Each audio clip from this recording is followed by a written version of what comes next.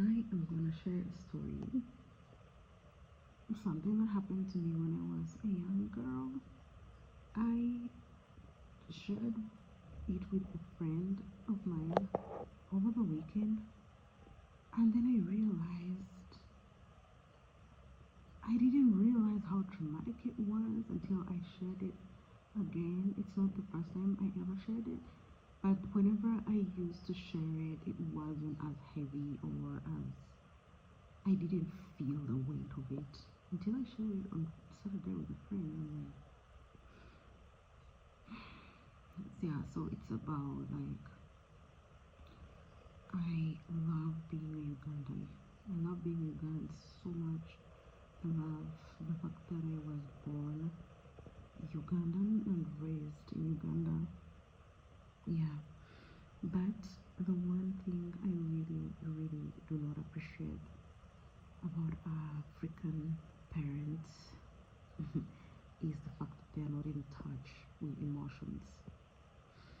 And when that happens, when you grow up like that, it becomes very hard for you as a child to be well connected to your children too, because you don't know what it means to be in touch with emotions.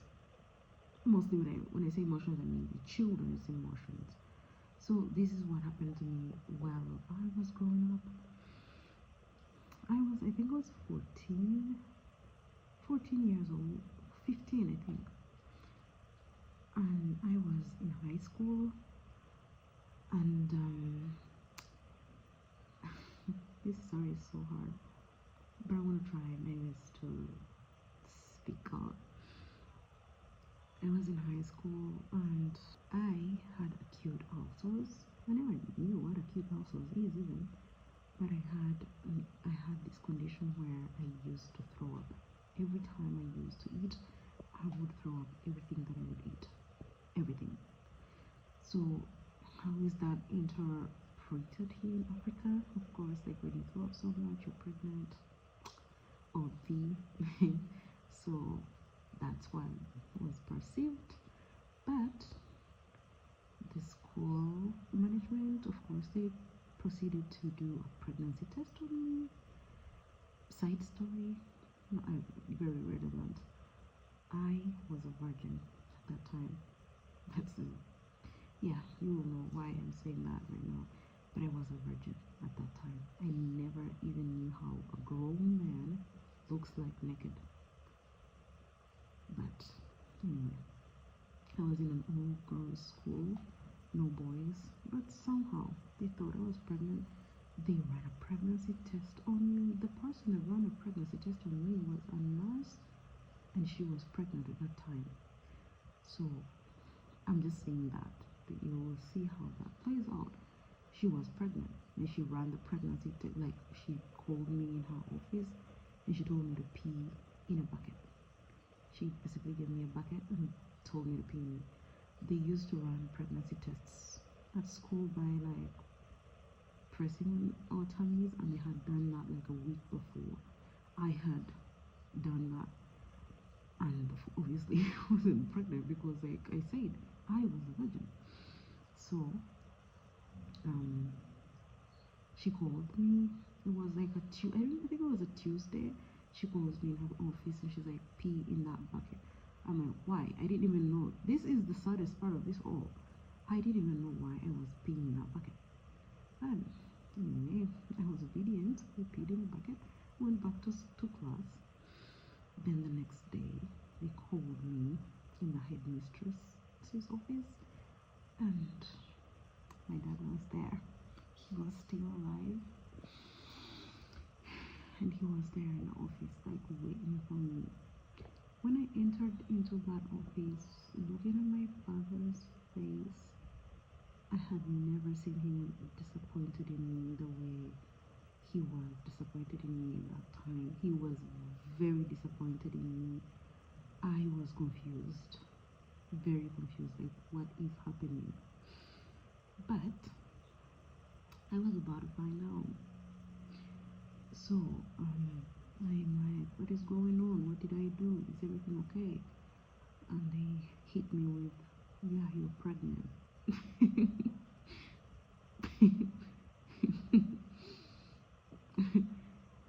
The other side story of this story is I was on my monthly ladies situation.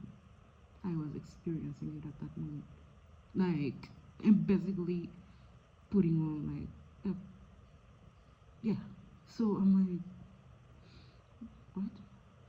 Why I knew that that was impossible for me to get pregnant and be in that condition, we had studied reproductive health. So I knew that that is humanly impossible, first of all. And second of all, I knew, like, because we had had reproductive health studies, I knew that it's impossible to still also get pregnant while you have never had sex. So one of the two things, I thought, either there was a mistake, a very huge mistake done, or I'm gonna be the next Virgin Mary. Though I don't remember having any dreams about an angel telling me that I was gonna give birth to a whole holy baby. So I was like confused. I turned to my dad. I'm like, but I'm a virgin. He looked at me with like utter disgust. Like, what are you even saying? Because, like I said, African parents, I loved my dad with all of my heart. All of my heart. May his soul continue to rest in peace. That's the thing that I never ever understood. Like, yes, you are choosing to believe all this, like you're being told, but I'm your child. Like, look at me. Believe me, I am a virgin. I've never had intercourse with anybody. Why don't you give me that benefit of doubt? Like, am I too out there? Anyway, so they proceed to expel me from the school. I insisted, told my dad, I swear to you, I am not pregnant because I have not had sex with anybody. I don't even know what it looks like. And my dad just turns and looks at me. He wasn't saying anything. And that was more hurtful to me than anything in the world, because I always wanted my dad to be proud of me. I always wanted him to see me as like an overachiever. And then I'm looking at him, he's like disgusted and disappointed in me. I am confused. I don't know what to do at this point. I'm just a child. So I was escorted. It was like I'm a thief. I was escorted to my dormitory to packed up my bags, and then was expelled from the school. When we left with my dad to go home, I begged him. I looked him in the eye, I held his hand, and I begged him, please don't take me home before you take me to the hospital to have me tested for the pregnancy, because you're gonna take me home to see that home, yet I'm not pregnant. And I was still recording and my phone blacked out. But anyway, so I was, where did I stop? So my father, he took me to his mother, like my grandmother, to spend a night there because my mom wasn't home. And he told me that he's gonna come back the next day and pick me up and take me to the hospital. This was after begging him so much and telling him not to take me home, and I was going to miss out on having an education because of this, and yet I was not pregnant. So after finally getting through to him, he was like, okay, I'm gonna pick you up in the morning and take you to the hospital, and we're gonna have you tested. Meanwhile, when he took me to his mother's place, he told me, don't tell anybody the reason as to why you are here. We're gonna tell them you're sick, and that's it. I'm like, cool. When we got there, he told my grandmother, she's sick. I'm gonna pick her up tomorrow, and I'm gonna take her to the hospital. But I just can't right now because I have to work, and then her mother is not home. It was already not evening time at that point, so he couldn't take me to the hospital at that time. I don't know why, because hospitals work trans time. But anyway, I slept at my grandmother's place, and then he picked me up the next morning and took me to the hospital. When we got to the hospital, that's when I realized my father does not overreact. Because the only thing that he did was just look at me with this disappointment. Sorry, it's gonna rain, so if you hear the rain in the background, I'm sorry.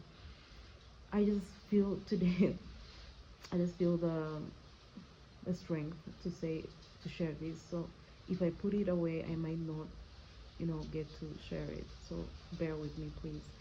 So I'm like, when I go to the hospital, that's when I knew that my father was not reacting at all, because I found my mother waiting for us. She was on fire. She said things to me that to this day still haunt me.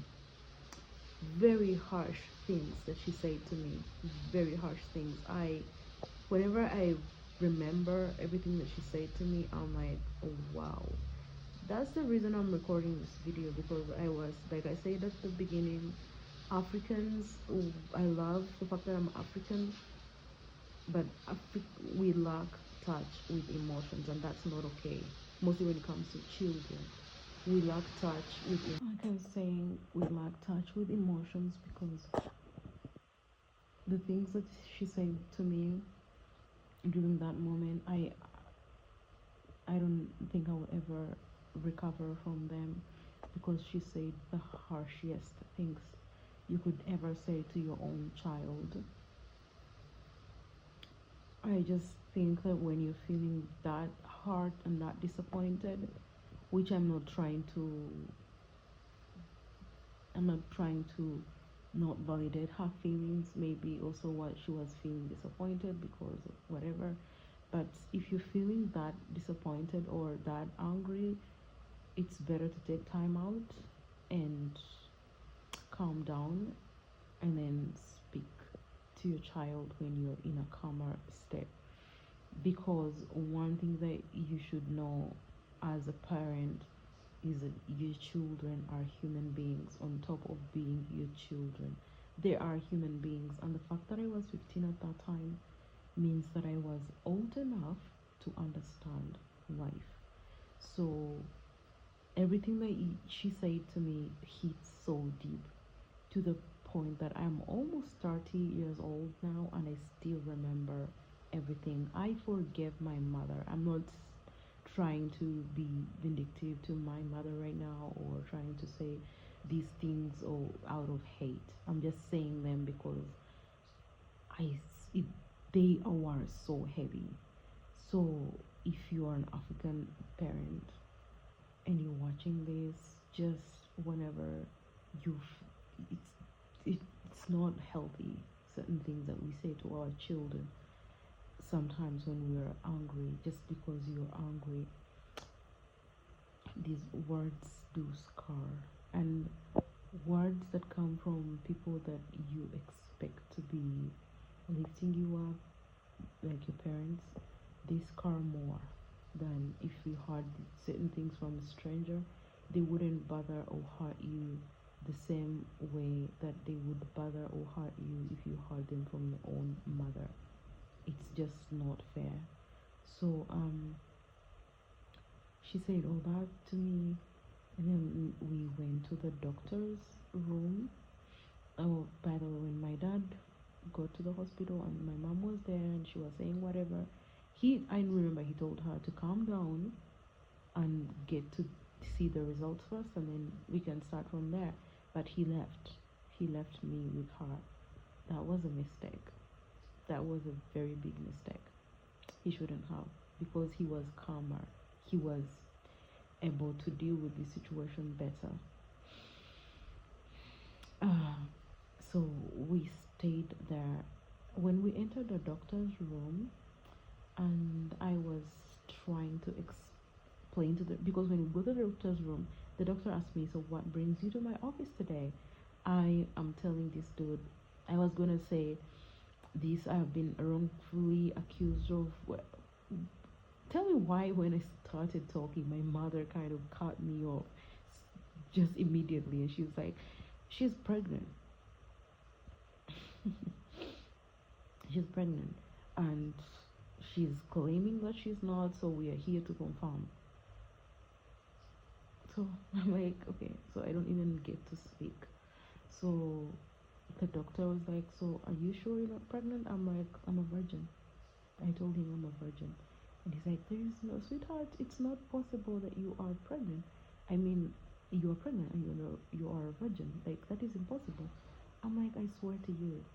So there, I had heard that there is a machine that tests virginity and stuff like that. I'm like, so can you please test to see that I'm a virgin, because I'm telling you the truth right now.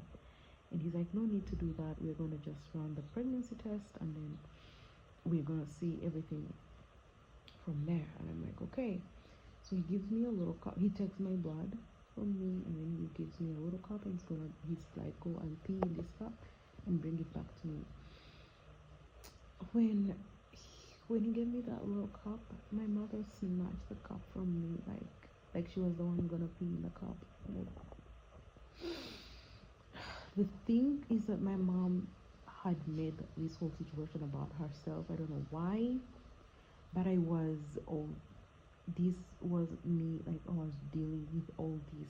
I was never given a chance to deal with whatever was going on, because my mother literally was taking over.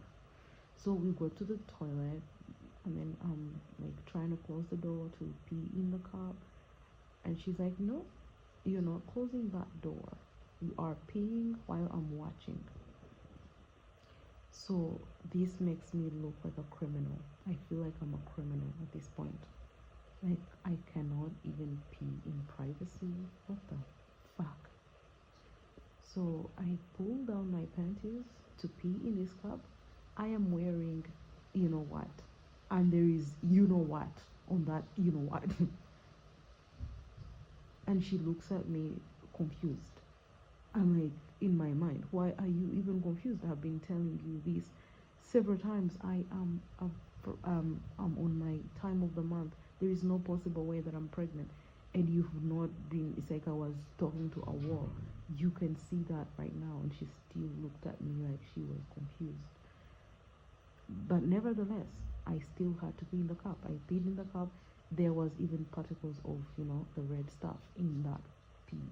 But still, I'm the criminal here. So she takes my pee, gives it to the doctor, and then we sit in the waiting room. That was the longest 15 minutes of my life. Waiting for the results, it's like I was on waiting for death row. She's in my ear, saying the nastiest things to me, saying things to me that I never wish to hear ever again in my life. Saying all these things to me. I can't wait for the results to come though, because I know those results are gonna clear me. They're gonna, save me from whatever is going on, because at this point there's nothing that I could say that could make this person look at me differently. She was already convinced that I was the worst child ever. So the doctor comes back with the results. He reads my name, because there was other people that were running results, so he reads out names, and I was waiting for my name like I was waiting for Jesus. When he read my name, I stood up to get my results, but hell no, she flew over me to like snatch the results from the doctor, and then she went through them, and she was asking the doctor for clarity on those results. This is a person that has more than one children. She was not very illiterate. My mother is not very illiterate. So she knew what those results meant. But she was like, what does this mean? And the doctor explained to her, and he was like, that means that she's not pregnant. not pregnant. I felt like it was Christmas. I just felt so good hearing those words from the doctor, but also I knew that those results must be negative, and if they were positive, there had to be some spiritual explanation as to why I was pregnant, because I knew I had, unless I was raped in my sleep or something, but I didn't, nothing like that ever happened at that had ever happened at that time of like at 15. I had not had intercourse with anybody. So my father comes back to get us. Tell me why I was taken back to this school. After, of course, he took me to the other hospital, the normal hospital. They ran the test to see why I was vomiting, because still I was still vomiting even after, because when we came from this fertility clinic, we he took me for lunch. We had lunch together. I vomited because the thing is, I was throwing up. Let me say throwing up because vomited sounds ill. I threw up again. So after throwing up, he's like, "But what is wrong?" Now he's concerned. Okay, so he took me to the hospital. They ran tests, and that's when they came up with acute ulcers, and then gave me so many medications and sent me like home. He didn't take me home.